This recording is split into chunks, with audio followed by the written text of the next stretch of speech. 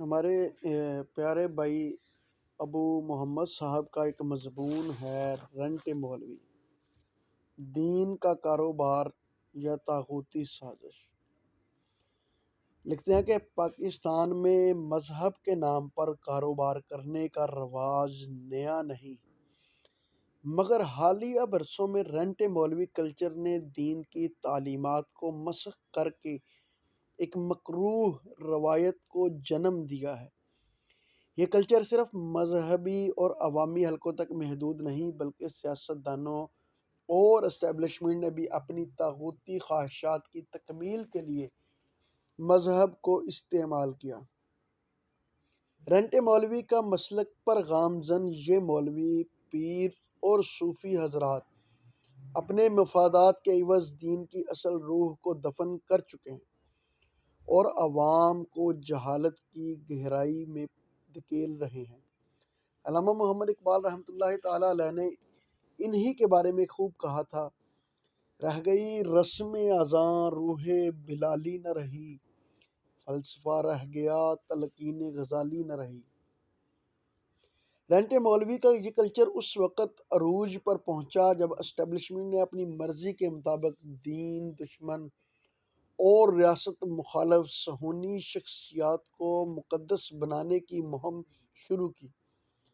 عمران خان جیسے طاغوتی رہنما کو ریاست مدینہ کا خواہاں سیاسی رہنما بنا کر پیش کرنے کے لیے جھوٹے خوابوں، جعلی پیشن گوئیوں اور مذہبی بیانیے کا بے دریغ استعمال کیا گیا۔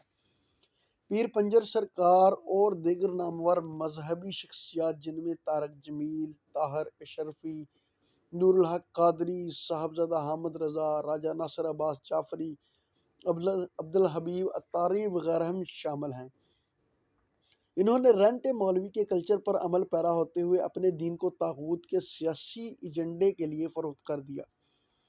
یہ افراد عوام کے سامنے دینی تعلیمات اور اپنے منصب کے تقدس کو پامال کر کے طاغوتی مفادات کی آبیاری کرتے رہے، لیکن اسٹیبلشمنٹ بدل گئی، ایک ظالم کی جگہ دوسرے ظالم نے لے لی، اور آج قدرت کا بے آواز کوڑا اسی عمران خان پر برس رہا ہے جس کو رنٹ مولوی کی منہج پر عمل پیرا اس مذہبی عفریت نے مسیحا بنایا تھا۔ حیرانی اور افسوس اس بات پر ہے کہ عمران خان کی سیاسی زوال پذیری سے اس مذہبی عفریت نے کوئی عبرت نہیں پکڑی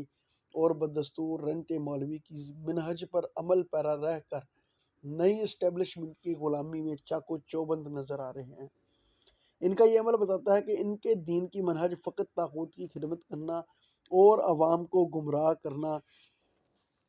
اور اقوال کرنا ہے۔ اقبال نے ایسے ہی حالات پر تنبیہ کرتے ہوئے کہا تھا: یہ مسلمان ہیں جنہیں دیکھ کر شرمائیں یہود۔ رنٹ مولوی کے اس کلچر کو پھلنے پھولنے میں غلطی صرف مذہبی پیشواؤں کی نہیں،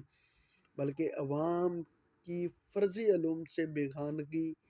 لاعلمی اور جہالت پر مبنی جذباتیات بھی اس کا ایک بڑا سبب ہے۔ عوام کو سمجھنا ہوگا کہ مذہب کو کاروبار میں بدلنے والے نہ صرف دین کے دشمن ہیں بلکہ انسانیت کے بھی قاتل ہیں۔ رنٹ مولوی کی منہج پر گامزن یہ مولوی، پیر اور صوفی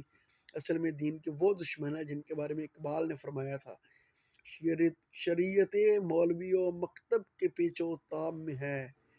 کربلا کا مسافر نہ کربلا پہنچا، لہذا دین کا دفاع ناگزیر ہے، لیکن یہ کیوں کر ممکن ہو پائے گا؟ رنٹ مولوی کلچر کے خاتمے کے لیے ضروری ہے کہ عوام باشعور ہوں اور ایسے عناصر کو مسترد کریں۔ علماء حق اور دیانتدار مذہبی رہنماؤں کو آگے بڑھ کر ان کے مفاد پرستوں کو بے نقاب کرنا ہوگا۔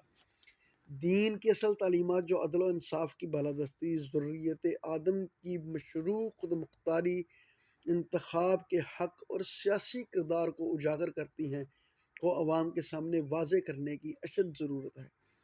جب تک رنٹ مولوی کی منہج پر مذہب کی تجارت کا یہ کاروبار جاری رہے گا، اسلامی نفاذ کا نظام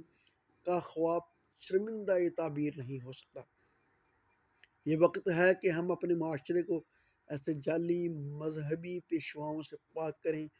اور مذہبی عفریت کو بے بنگے دخل لکم دینکم ولی دین کہیں، جیسا کہ اقبال رحمۃ اللہ علیہ نے واضح اپنا موقف پیش کیا، جدا ہو دین سیاست سے تو رہ جاتی ہے چنگیزی۔